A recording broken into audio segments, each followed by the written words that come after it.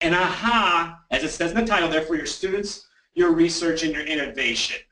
So before we get going, if you don't mind, I think in the chat there was a Drive doc that they can download right now. So if you see that in your chat box, and that's in that chat box there is where you can share questions with me, obviously, and I'll fire away. So if you have questions or anything, or you snarky remarks, or times to tell me to stop, by all means, fire away in the chat box, and I'll get back to you right off the bat on that, okay? But if you can, just do me a favor and get into that Drive right now, in that Google Drive doc, and open it up, because in that Drive doc, you'll see what will be like 2 folders plus a copy of this slide deck here. And the folders really should say like number 1, ideation, number 2, disruption.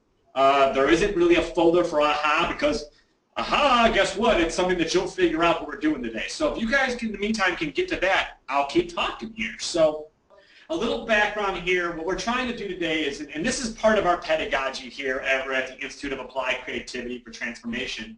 There we go. Okay. So it says no longer ideation, disruption, and AHA as novel ideas, but as fully realized practices that you can integrate immediately.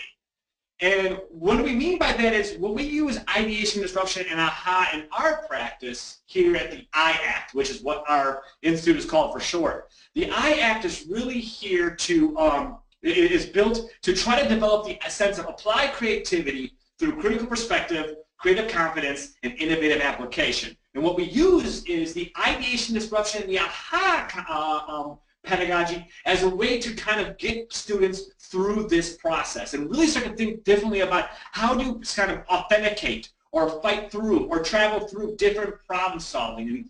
And really this is, what you'll see today is a gateway. Today's lab is kind of a gateway for you to sort of adapt into your classroom, into your group work, into any kind of innovative or entrepreneurial minded problems you might have.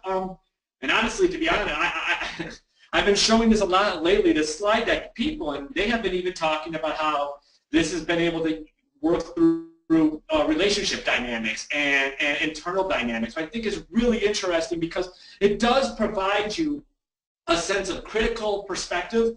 And as you know that, as you get yourself caught in a corner or as you're trying to delineate through situations and issues, that the ability to sort of have something in your back pocket to lean into in terms of problem solving quickly on the fly in this day and age, the 21st century, is something that I think really builds confidence in the student population because they are always finding a way to navigate. Even if it is a very traditional lecture model, it does give the individuals a way to navigate through issues, problem solving, new marketable ideas, tactics. It sparks curiosity. It allows for a development of communication and character.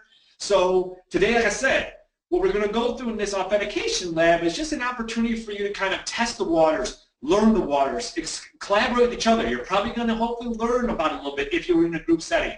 If you're not in a group setting today and you're by yourself, that's okay too. Take some notes. Fire away on some questions to me as we go and how it might pertain to what the work you might be doing. So moving along. Authentication. So this is what we call a creative catalyst lab. So again, my institute has developed over the last 3.5 years under the provost office here at the University of Dayton. So I'm not specifically in an academic unit, though I am sponsored by the School of Engineering, and which is a really alternative space because this facility that I'm in right now, my facility where the institute lives, started off 14 years ago as an art center in the student neighborhood. And over that time, and I wasn't here 14 years ago. I've been here since 2012. But since 2012, we have recognized, in the same way that Keene has and other places across the nation, we have truly recognized that the students are looking for a new way of learning. They're gravitating to a new way of substance through information and how to apply the information. So as an institute, our job is to develop the applied creative capabilities to influence all studies across disciplines across our campus and beyond.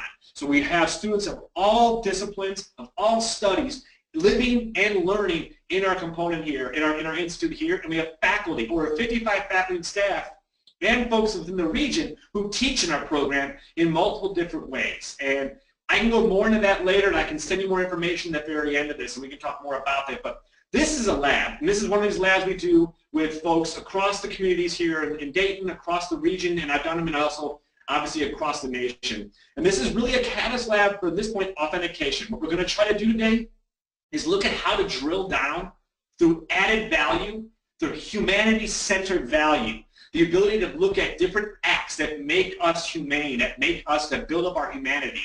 Because we are a humanity-centered design institute. And so what we're going to be looking at is how to authenticate challenges within our own areas that we may think of might be only symptoms, or are they the root cause of said challenge or problem.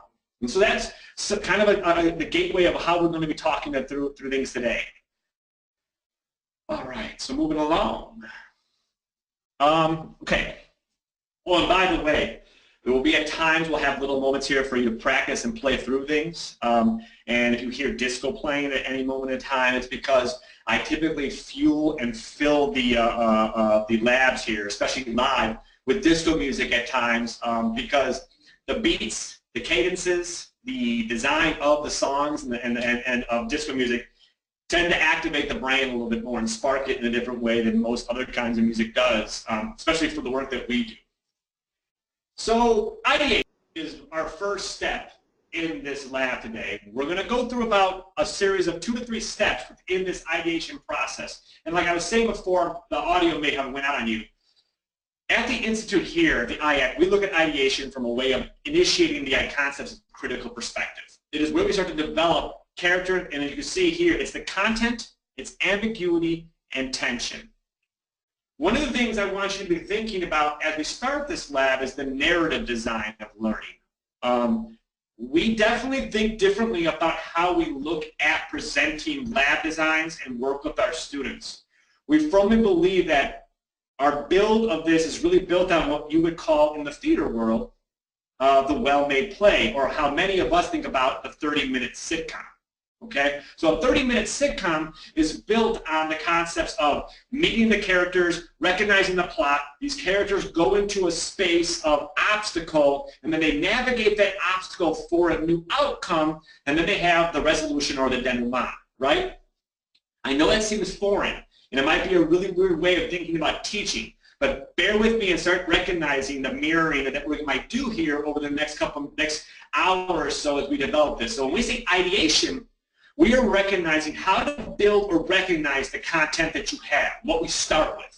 The collection of data, which could start up the moment a student walks in the room, or how you and I are engaging right now. There's a ton of content happening right now between all of us. Whether you can't see me or you only hear me, what rooms, think about things, okay? So then, but there's also that ambiguity with that content. What don't you know about the content? So the unknown H's and the 4 W's, so really it comes down the unknown how and the 4 why, what, where, and when. All of these elements like that, okay?